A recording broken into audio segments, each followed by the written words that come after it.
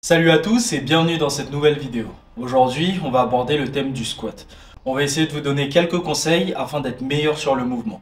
On va parler positionnement sous la barre, exécution, vous donner des tips en rapport avec les erreurs courantes qui sont faites sur le mouvement. On va également parler programmation. Donc qui dit programmation dit exercice d'assistance. Le squat, c'est un mouvement très important en musculation et en powerlifting pour travailler les jambes et pour gagner en force. C'est un mouvement qui est également très utilisé dans le milieu de la préparation physique.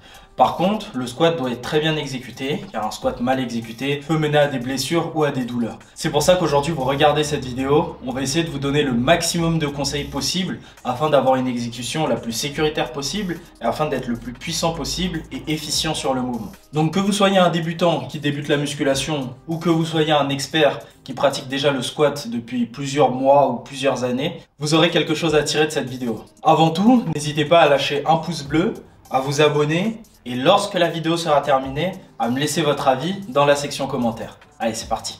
Dans un premier temps, nous allons aborder la question du positionnement de la barre sur le dos. Pour ce qui est de l'écartement des mains, il dépend de la mobilité et de la souplesse de chacun. De manière générale, il faut aller chercher, pour être dans la position la plus efficiente possible, le positionnement de main le plus serré que notre mobilité nous permet.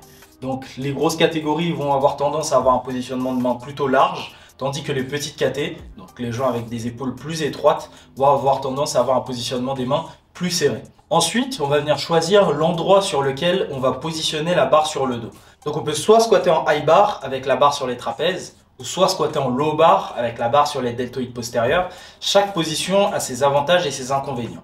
Généralement, le squat en high bar va nous permettre d'être dans une position plus supportable et plus confortable, tandis que le squat low bar sera plus propice à la performance, car pour la majorité des gens, il permettra de soulever des charges plus lourdes, car il engagera plus de muscles sur le trajet du squat. Un point très important à respecter lorsqu'on positionne la barre sur le dos, c'est que la barre doit être positionnée sur les muscles du dos. Donc si vous êtes en high bar, sur les trapèzes, si vous êtes en low bar, sur les deltoïdes postérieurs, mais elle ne doit pas reposer sur vos cervicales ou sur un os de la colonne vertébrale.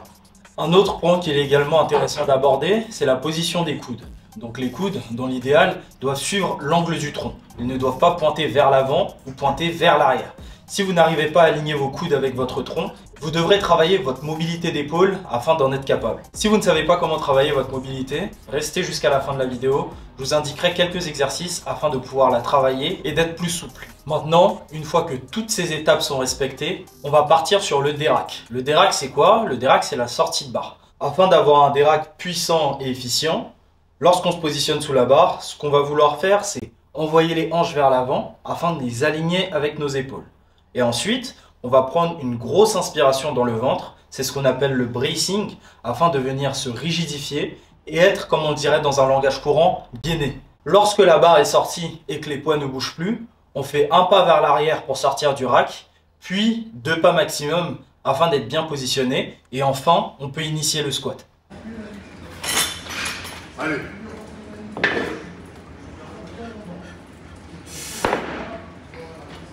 Allez. Elle était énervée là. Allez Rico, allez. Allez Rico. Hop. Allez. Allez, allez. Allez mon gros, allez. Allez la deuxième, allez. Pareil. Hop. Allez. Allez, allez, allez. Touchez pas. Allez, allez.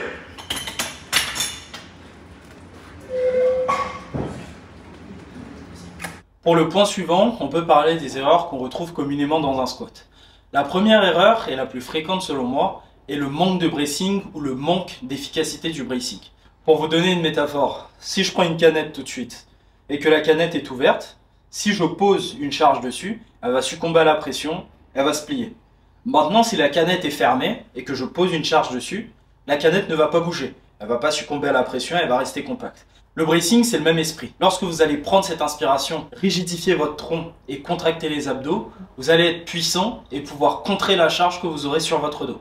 Afin d'être sûr d'avoir un bon bracing sur votre squat, ce que vous devez chercher est une inspiration ventrale et une contraction abdominale, et non pas une inspiration thoracique.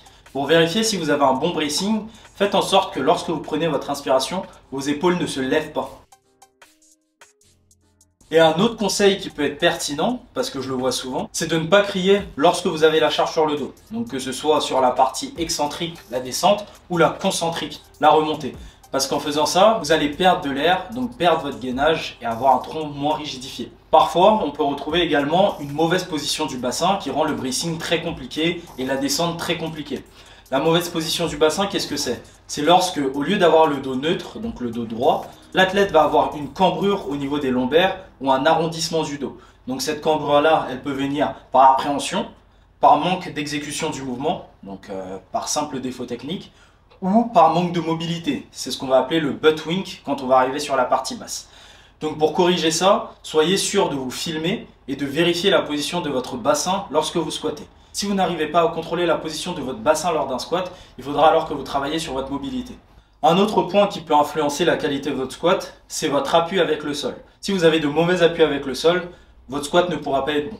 Lorsque vous squattez, il est très important que l'intégralité de votre pied reste en contact avec le sol. C'est-à-dire que la zone de votre gros orteil, la zone de votre petit orteil et la zone de votre talon doivent faire pression de manière égale sur le sol tout au long de votre squat. Vous devez sentir la pression de la charge au milieu de votre pied. Vous ne devez pas avoir la sensation d'avoir plus de poids sur les orteils ou avoir plus de poids sur les talons. On doit pousser de manière uniforme avec la zone du gros orteil, la zone du petit orteil et la zone du talon. Afin d'être stable sur cette notion de poussée, on effectue ce qu'on appelle le rooting. Le rooting, qu'est-ce que c'est? Le rooting, ça vient de root qui veut dire racine en anglais. On va venir ancrer ses pieds dans le sol. Pour ancrer ses pieds dans le sol, on va venir effectuer une pression sur le sol avec la zone du gros orteil, la zone du petit orteil et la zone du talon. Je vais venir agripper le sol comme ça, comme si en fait j'avais une feuille par terre, j'avais posé ma main dessus et que j'essayais de plier la feuille sans lever ma paume. Donc vous ne devez pas créer d'arc au niveau de votre plante de pied, vous devez juste appliquer une pression uniforme avec ces trois zones-là. Et enfin, l'erreur la plus simple, mais qui est souvent entraînée par les 3 points que j'ai cités précédemment, c'est le manque de descente sur le squat. Donc assurez-vous, d'un point de vue performance, à descendre en dessous de la parallèle. C'est-à-dire que le creux de la hanche doit être en dessous de l'os de la tête du genou. Si vous n'arrivez pas à descendre en dessous de la parallèle alors que vous avez un bon bracing, une bonne position du bassin, une bonne zone d'appui au sol, c'est certainement que vous manquez de mobilité et que vous devez la travailler. Et enfin, pour améliorer votre squat, vous pouvez inclure dans votre programme ce qu'on appelle des exercices d'assistance. Les exercices d'assistance, c'est des exercices qui sont des variations du squat qui vont vous permettre de vous concentrer sur certains points. Donc par exemple, je peux vous citer ici le tempo squat. Le tempo squat, c'est une variante du squat où vous allez faire un squat classique, mais où vous allez ralentir votre exécution. Donc on va aller chercher un tempo précis en secondes. Ça peut être 3 secondes de descente, 1 seconde de pause et pas de tempo sur la remontée.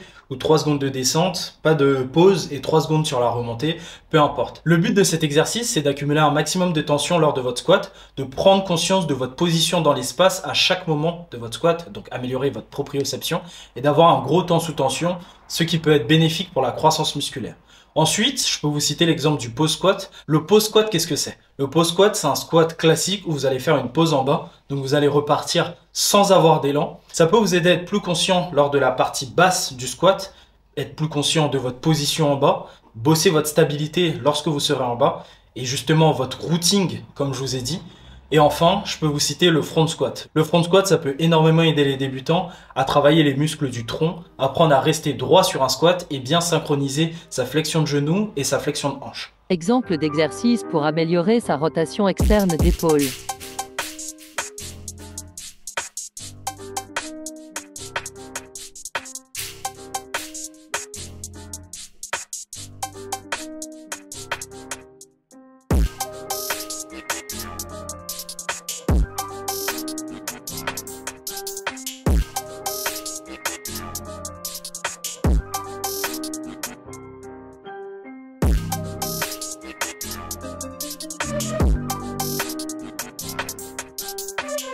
On arrive au bout de cette vidéo, j'espère que cette vidéo aura pu vous aider. Si elle vous a plu, n'hésitez pas à lâcher un like, un commentaire dans la section commentaires, très important pour le référencement, et à vous abonner si ce n'est pas déjà fait. N'hésitez pas à me dire quel type de vidéo vous aimeriez voir sur la chaîne dans la section commentaires. Et n'oubliez pas, lorsque vous apprenez un mouvement en musculation ou en powerlifting, il faut vraiment prendre son temps. Et c'est en prenant le temps de maîtriser chaque étape, aussi petite soit-elle, que vous construisez la fondation d'une progression solide et durable. Et si vous voulez aller plus loin sur les détails techniques de vos exécutions, aller plus loin sur les détails de votre programmation, n'hésitez pas à nous contacter via Instagram sur la page RC Training Pro ou par mail à l'adresse qui s'affiche juste en dessous. Merci d'avoir regardé cette vidéo jusqu'au bout et on se dit à la prochaine pour une prochaine vidéo. Ciao. Comme ça? Ouais, mais fais le squat. Ok. Oh, je suis pas mobile. ciao.